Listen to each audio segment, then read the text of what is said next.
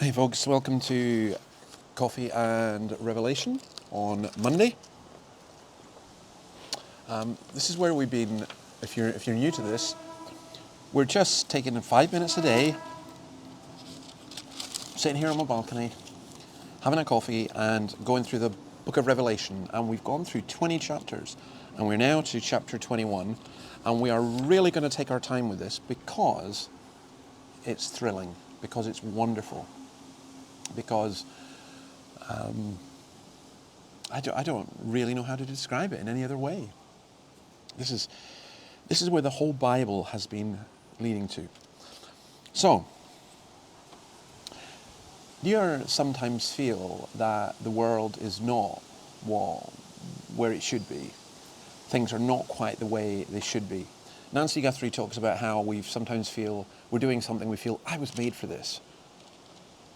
But I think sometimes those moments are quite rare in life, and there's often this sense of disconnect and disconcerting, and it's actually a real sense of that.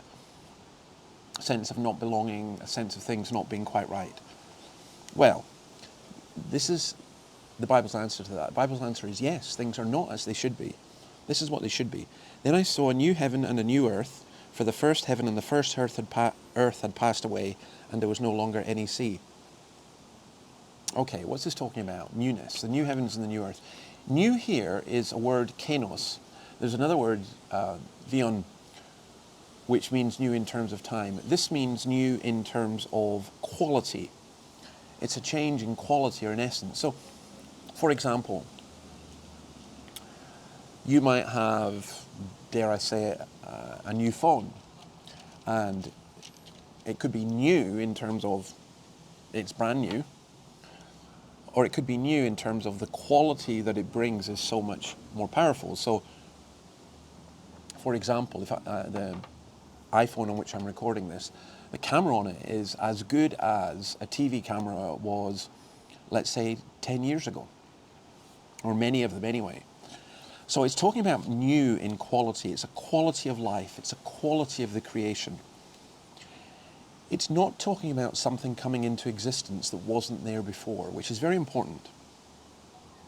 And in that sense, the new creation follows the pattern of Christ's resurrection. Because when Christ is resurrected, there's a new body, but it's the same body, if you see what I mean. It's renewed, if you like. And that's speaking about the whole creation. So Romans 8:21 says that the whole creation is longing and groaning for the children of God to be revealed, that the creation itself might be liberated from its bondage to decay and brought into the glorious freedom of the children of God. So even this wonderful creation around us, it's subject to decay. You know, these trees and stuff that we see around here, the bush, it can burn, it can dry up, there can be earthquakes. The people who have this idea, a very strange idea, that we live in a world which is perfect and we're just about to destroy it. We don't. We live in a world which is struggling and has always groaned. It's not just groaning just now. This new world will be different from that. It will be the same but different. In other words, there'll be no bushfires. There'll be no death and destruction. There'll only be renewal and regeneration. And then, you know the interesting detail here, there was no longer any sea. Now, I like the sea. I love looking out over the sea. I regard the sea as beautiful. But this is where you really need to know your Bible to understand what is being meant here. The sea in the Bible is used, particularly in Revelation, in this way. The sea is an image of evil and chaos and danger. And we can know that. I mean, you go into the sea, we were up in Cairns and here, and they said, well, you've got to have stinger suits was it the jellyfish or the stingrays? We've got shark nets here. The sea can be incredibly powerful. The riptides that can rip you away. Well, it's an image. It's that image. It's an image of chaos, evil, and danger. In Revelation, the sea is where the beast dwells. It's the origin of cosmic evil. It's also a picture of the unbelieving, rebellious people who attack God's people. So Isaiah 57:20, but the wicked are like the tossing sea which cannot rest, whose waves cast up mire and mud. There is no peace, says my God, for the wicked. The wicked are like the tossing sea. And then it's also the place of the dead. The sea gave up the dead that was in it. And it's the place of the world's idolatrous trade. You know, COP27 is going on just now, and I don't want to get into all the politics of all of that. But the hypocrisy of so much of it really gets me.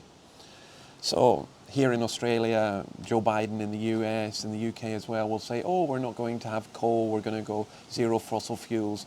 And then what we do is we buy everything from China, which is building 40 new coal-powered plants just now, even as we speak, and we'll ship the coal to them. But we can go, hey, we're not using coal. But what makes all of that possible, and what makes all of that a nonsense, is the world is one, and not burning coal in Australia, if you're going to burn it in China or India, it doesn't make any sense to me. And part of we're able to do all that is because of this trade that goes on between nations. And again, it's not saying that trade is bad, but when it's used for idolatry, then there's something that's deeply wrong. And the image of that is there in Revelation. It's also the literal sea which separates people. I'm on this island just now, Australia, it's the biggest island in the world. But I can't just walk out here and go somewhere else. I can't drive somewhere else. Sure, I guess I could get on a ship. I could get on a plane if I could afford it.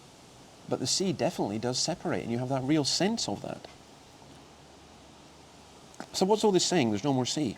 It's saying no more evil, no more devil, no more death, no more idolatrous trade, no more separation. You know, I love it. I love it just in so many ways. I just think, how good is this? No people exploiting people, no sin, no death, no evil, no devil. No broken creation, just a healed, restored, and renewed creation inhabited by a healed and restored people with no separation between us and no separation between us and God. Isn't that a brilliant thought? And that's just from one verse. And I've taken a wee bit longer than usual to do that, but I think it's worth doing. See you tomorrow. God bless you. Bye.